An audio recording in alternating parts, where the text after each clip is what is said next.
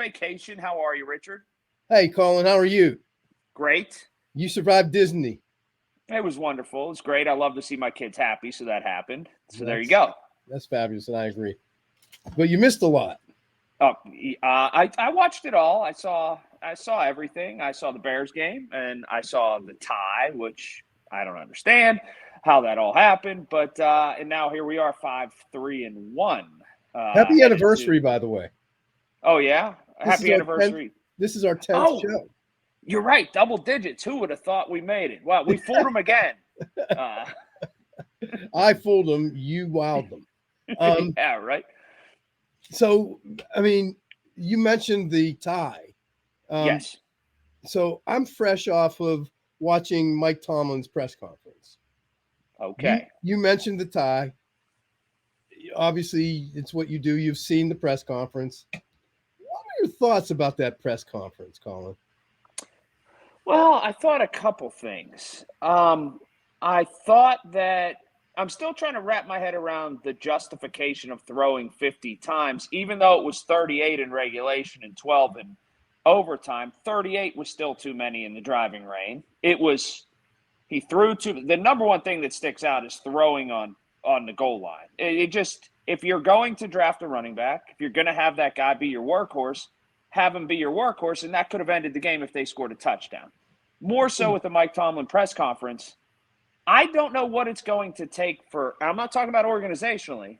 Maybe I am, but especially individually, for him to say anything negative about Mason Rudolph. Like, at what point does that happen? I know you got to have your guys back, but it's like he's seeing something no one else sees. So I don't. I kind of agree with that, except I'm not sure he doesn't see it. I think his actions at the end of the season will show you that he sees it, because I don't see them. There's no way that Mason can survive that. But the to go further, and I always say I'm such a Mike Tomlin fan. I am, but I didn't see really any real big criticisms of anybody. I mean, I didn't see anybody get called out. I thought that we're going to go back. We need to tackle better. Yeah, okay, but it's not technique. He talked about technique. He talked about one step, two. I mean, it's not technique. It goes back to the guy that I showed you before we started this. This poster, this Vince Lombardi poster, Well, right? yeah, show me. What do we got going on here? Is it about motivation and It said perseverance and all that stuff? what it takes to be number one. Okay. Okay. And it's every time a football player goes to ply his trade, he's got to play from the ground up, from the soles of his feet right up to his head. Every inch of him has to play. Some guys play with their heads. That's okay. You've got to be smart to be number one in any business. But more importantly, you've got to play with your heart, with every fiber of your body. And to me, Colin, that's not what happened. That That's is a very not what happened. I did not that's a, see. And so, in contrast, he always talks about TJ Watt. right. And that's how TJ Watt plays the game, right? He talked about, is it Keenan Allen for LA? He talked about spending a week with him and talked to him about why he's great. He said he lives football, he breathes football, he talks football, he owns football. That's what Mike Tomlin said was the creator and the reason for Keenan Allen's greatness. It's also the key to TJ Watt's greatness. He made that comparison. But it's also the demise, I think, of why we weren't making tackles. I didn't see, and I'm calling him out, I didn't see Devin Bush live football, die football, breathe football, own football. I didn't see that. I saw efforts that seemed, and it's hard to believe at a professional level, so maybe I'm wrong, but it's hard to believe that it was anything more than effort. And really, that's all you got to get the heads right. If the heads There's are out there, go ahead. there's one missed tackle during that game where there's a snippet of a highlight Yeah, of Devin yeah, he just Bush slides right off him. that it's almost like it's Hollywood play acting. It's so bad watching it, and I don't understand.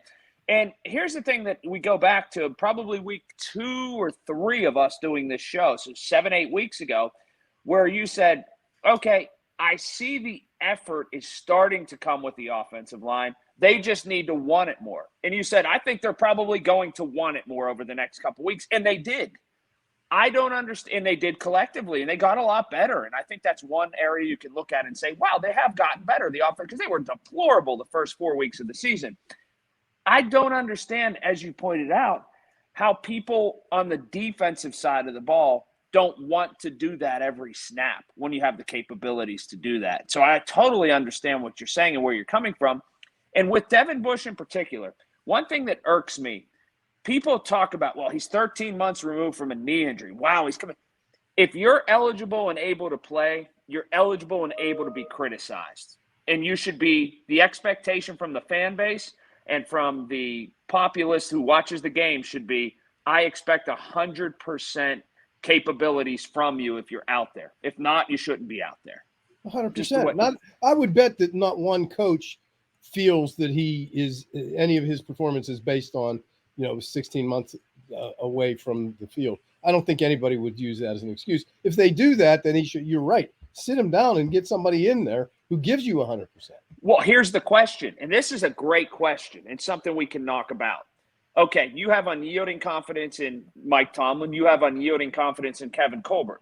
When they called Devin Bush and said, you now are a member of the Pittsburgh Steelers, you drafted number 10 overall, first-round draft pick for us, he wasn't going to pick up the phone and say, hey, no thanks, somebody else will call me later. He was going to say yes, whether he was picked first or 25th. So is it Devin Bush's fault that he is not living up to where they picked him? Or is it the Steelers' fault that perhaps they picked him too high and he was never that good a football player? But that, to me, is starting to be the question. Well, there's a couple of those type of questions in my mind, actually, that you spurred.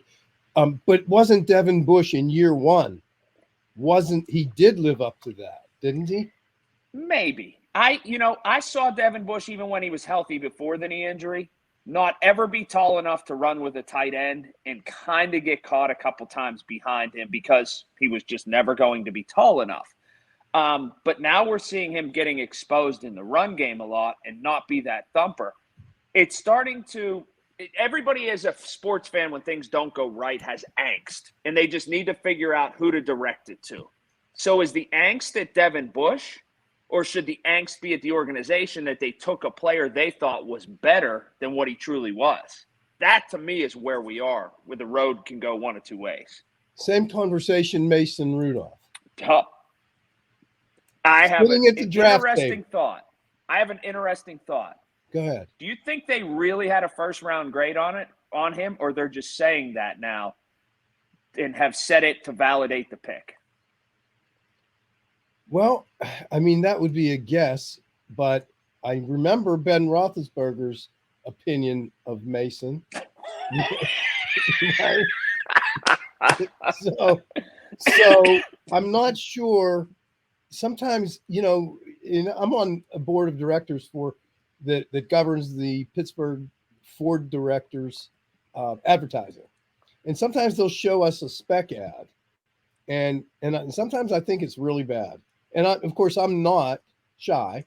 And my comment to them is, okay, now we're all in this room. There's a conference table. We're sitting around this conference table. Can you really tell me that when you played this ad for the 12 executives sitting at that table, that they said, wow, that's a memorable, that ad is the best ad I've ever seen. And if you can't say that, don't run it. And that's my same opinion about Mason Rudolph. Do you really think at that draft table, at that draft board, that they sat there and said, this is our next franchise quarterback? They said that. They said it was a first-round grade, and by virtue of that, then it would be. I tend to lean toward you that they want – sometimes it's like when you're a little kid. If you tell yourself enough times, then you start to believe it and you think other people will believe it, right? No, I wasn't in the backyard. No, I wasn't in the backyard. I told you not to go in the backyard, son. I wasn't back there. And then you believe it. Yes, he's a first-round grade. Yes, he's a first-round grade. I just don't know. Maybe they thought he was, but I just can't see. And let's say he was. Let's give them then the benefit of the doubt, Richard, that he was. Then the evaluation process is flawed because no one else could have evaluated him as a first-round grade. Or, and I don't recall, did he change after the Myles Garrett issue? Maybe a little bit, but he also, before the Myles Garrett issue, got beat out by a duck caller. I mean, that's all true. But I think, and I guess they make mistakes, and people make mistakes because I'm also, Kevin Colbert fan and friend. So it's kind of hard to be objective for me. But I do wonder, and I mean, I have those questions in my mind, and because obviously the great thing, as I said Monday, it's great to be that Monday morning quarterback because we can't be wrong because it's just our thoughts and opinions. So, But maybe but they're a 5-3-1 team, and the Steelers were going to be about a 500 team, and they're just on pace to, well, be about a 500 team. Well, I think that, I mean, I don't believe that. I don't believe that. I believe that offensive line is coming together at the right time, except, the center. I like Mike's response to the center. We're not going to take our time and run any, we're not going to put our quarterback under center because we don't want a problem with the centering the ball too high. We're going to tell our center, hey, do your job. And so I like that approach to it because it's accurate. But I do think, aside from that, the offensive line by year end is going to be pretty darn good. And Mike keeps referring. I try to read between the lines of everything he says because he's a really smart guy. And he does, there's a lot of subtext to the things he says. And he keeps saying, we're a young team. We're a young team. And I think that is what's the driver behind all of this, that they have the faith. They try to show the faith, understanding they're a young team while not accepting defeat. But to really, and think about this, how would you prepare for your next game? I mean, if you lose a game, man, you got to put it done. It's done, gone, put it in the rearview mirror, and we got to get ready for the next one. Well, you make a very good point, but I would further that point all the way down the road then. If you're a young team, and you're going to be a young team, and you're built on being a young team, Najee Harris should be touching the football 40 times a game, and don't worry about 3 years from now. Go ahead and use him as much as you can because we've all seen in that second contract so many running backs break down. We've seen so many of them in their second contract not be of value in that second contract. Get the value out of him right now. It's inexcusable how little they're using him. People talk about how much they're using him. I don't think they're using him enough. Okay, I think there's a valid argument to that. But I also go back to what we talked about the last time we were together, I think, was I do believe we need that 1-2 back. We do, and not for any other reason, just give him a break. But I think we need that where we don't have such a drop off between Najee and Benny Snell, and I don't even know the other guy's name. So there's such a huge drop off that I think that if we tried to close that gap a little bit in abilities and talents, it like could help. D'Angelo Williams and Deuce Staley were never going to be all pros, but they fit a very good role in this organization.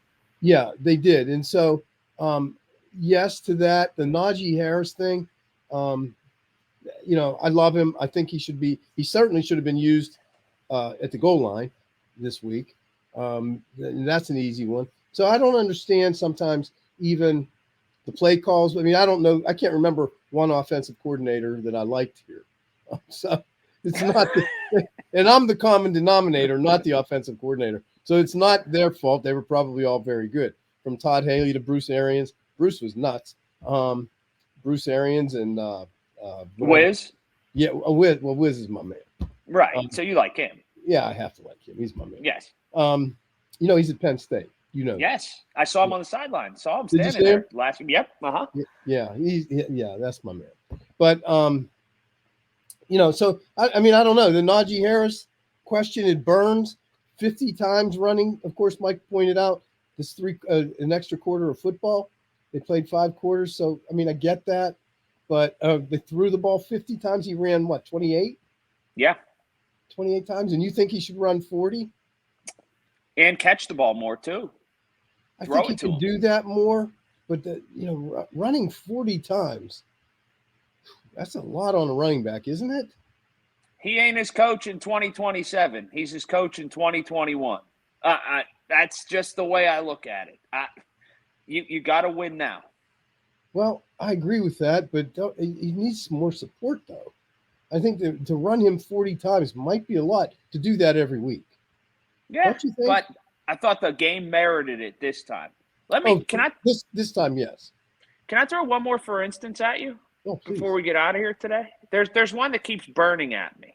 What is it? Let's say the Steelers go along and they make the playoffs and they lose in the first round or something, okay?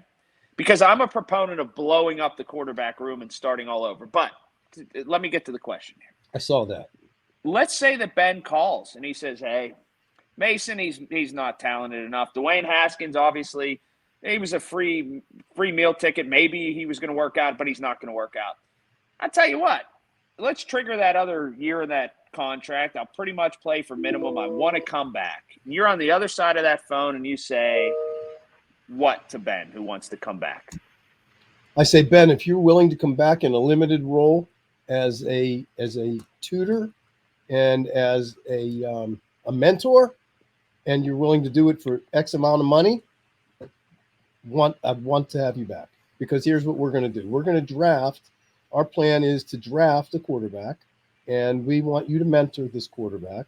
And for 1 year, take a reduced role. You'll still be our starter, but you take a reduced role, and you'll mentor. Otherwise, we have no plan. I mean, Mason Rudolph is not a plan. But here's the problem when I say that. I think they think Mason Rudolph is a plan. Oh, that's a big problem. The people with the highest opinion of Mason Rudolph, not in this city, but in this universe, all work in the same place, and that's on South Water Street in the South Side. And there are three of them, and they're big heavy hitters, and that's Rooney, Colbert, and Tomlin. They are the three people on this earth with the highest opinion of Mason Rudolph, and that's trouble.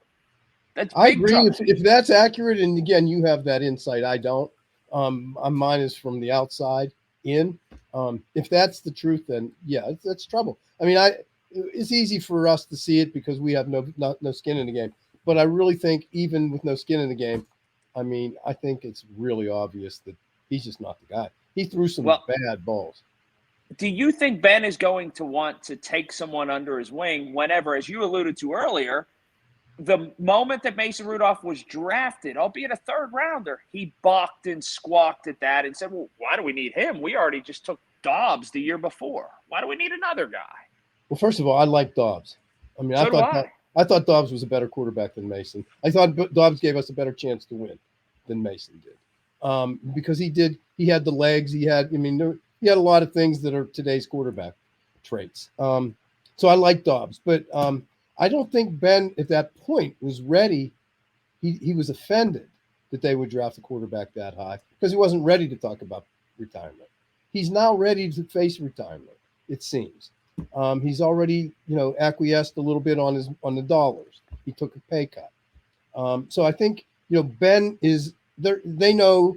He knows they're sunsetting him, and so I think that would give him a reason to say yes to that. I do. What do you think? I think that Ben Roethlisberger, at some point, if they allow him, will be getting picked up by an Uber at St. Barnabas and still going to practice every day at 71 years old, if they allow him, and going down there on 1 year contract after 1 year contract after 1 year contract after 1 year contract, if it's up to him. That someone who is an independent authority or someone who is not Ben Roethlisberger will have to step in and say, "I'm sorry, but it's over." If you keep giving him the option, he'll keep saying yes, even if his skills diminish to the point where he's embarrassing himself. Well, I agree with that, but I might differ in the reason for that. What do you think the reason for that is? Because he's unwilling or unable, or maybe both, to want to deal with his life after football because not unlike so many football players or people involved in an athletic endeavor, he's never known a life without it. And I don't know if he wants to see what it is like on the other side. He doesn't have a ton of hobbies. He doesn't, have one thing that jumps out at you that he plays a little bit of golf, but it's not Oh like no, he plays a lot of golf. But he's not enveloped in something deeply. It's all he's ever known. And he is kind of a football junkie. He's not somebody that's a gym rat kind of guy, but quarterbacks by nature are like that. And I don't know if he's willing to let all that go. So here's my take on that. First, I think Ben would be an amazing color guy in the NFL on TV. I think he really would. He's outspoken, he's articulate, and he knows the game. And I think he'd be really good. I'm going to tell you, he'd be 1,000 times better than Eli Manning. But I like Peyton. But I do think Ben has that ability. He's got the persona for it. I think he's got that.